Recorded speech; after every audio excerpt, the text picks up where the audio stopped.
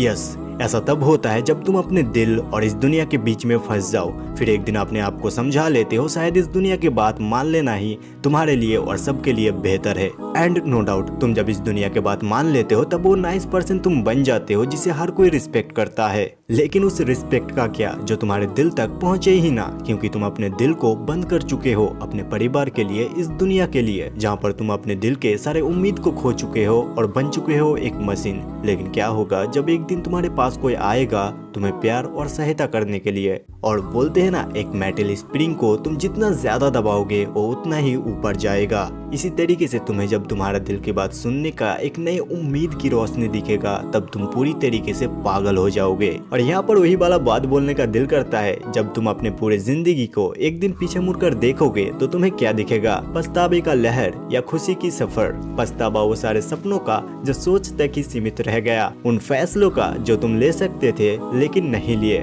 जहाँ पर मैं यही बोलना चाहूंगा, कहाँ सब लोग तमाशा मूवी की वेदवर्धन साहिनी की तरह नसीब वाला होता है कि सबकी जिंदगी में भी तारा जैसी कोई आए। और मैं यही बोलूंगा मेरे भाई, शायद तुम्हें सहायता करने के लिए कोई भी ना आए, तुम्हें ही लड़ना होगा इस दुनिया से, तुम्हें ही उठाना होगा खुद का बोझ, तुम्हें ही बनना है अपने सफर का साथी। अब चलो इस मूवी के ऊपर उठाए जाने वाला कुछ सवालों का जवाब दे दिया जाए। जैसे कि हम लोग देखते हैं तारा जब वेद से मिलती है तब तारा का ऑलरेडी बॉयफ्रेंड थी, तो क्या तारा एक चीटर थी? इस सवाल का जवाब जानने से पहले बेसिक से शुरुआत करते हैं। तो ग्रीक माइथोलॉजी के अनुसार पहले एक इंसान का 4 पैर, 4 हाथ और 2 सर हुआ करता था, लेकिन एक दिन भगवान ने 2 हिस्सों में बांट देता है एक इंसान को, और तब से इंसान इस धरती में अपने खोए हुए हिस्से को ढूंढते रहता है। और जब तक एक इंसान अपने खोए हुए हिस्से को ढूंढ नहीं पाता है तब तक वो सच्चे प्यार को एक्सपीरियंस नहीं कर पाता है। वहीं पर अगर इब्राहिमिक थियोलॉजी की बात किया जाए तो यहाँ पर भी वैसा ही कुछ देखने के लिए मिलता है। बोला जाता है कि एडम के बॉडी से ईव को बनाया गया था, और जब एडम और ईव को इस धरती पर छोड़ देता है तब एडम और ईव इस दुनिया में आकर एक दूसरे को ढूंढना शुरू कर देता है।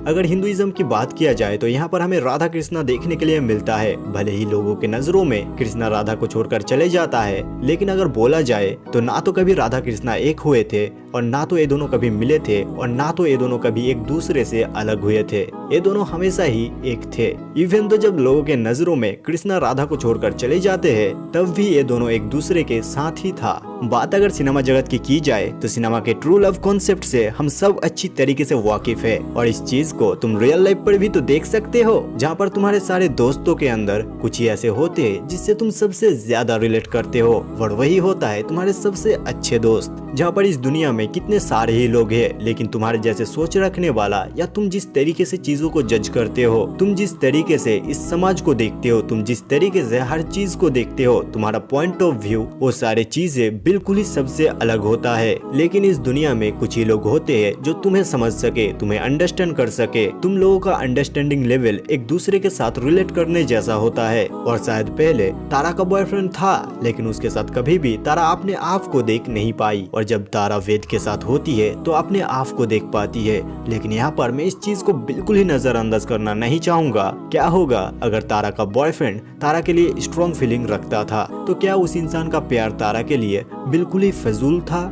शायद वो इंसान भी दिल से वेद की तरह ही था, लेकिन कभी उसे खुलने का मौका ही नहीं मिला। इसी कारण से शायद ये मूवी कोई लव स्टोरी नहीं है, बल्कि ये मूवी अपने आप को ढूंढने की है, अपने सपने पूरी करने की, अपने दिल की बात सुनने की मूवी है। और अगर लव स्टोरी होता भी है तो शायद ये मूवी हमें इस चीज को सिखाने की कोशिश करता है, तुम तब तक किसी के लिए डेस्परेट मत होना जब तक तुम इस चीज का पता ना लगा लो सामने वाला इंसान तुम्हारे साथ रहने से सच में ही खुश होता है। और यहाँ पर भले ही तारा को इस बात का पता नहीं थी कि वेद का कोई गर्लफ्रेंड है भी या नहीं, लेकिन उसे इस बात का पता जरूर थी कि ये दोनों जब तक साथ थे तब तक ये दोनों हद से ज्यादा खुश थे। और इस मोमेंट पर भी तारा को अच्छी तरीके से पता होती है कि वेद के दिल में क्या चल रहा है, वेद अब कौन सी वक्त के साथ गुजर रहा है।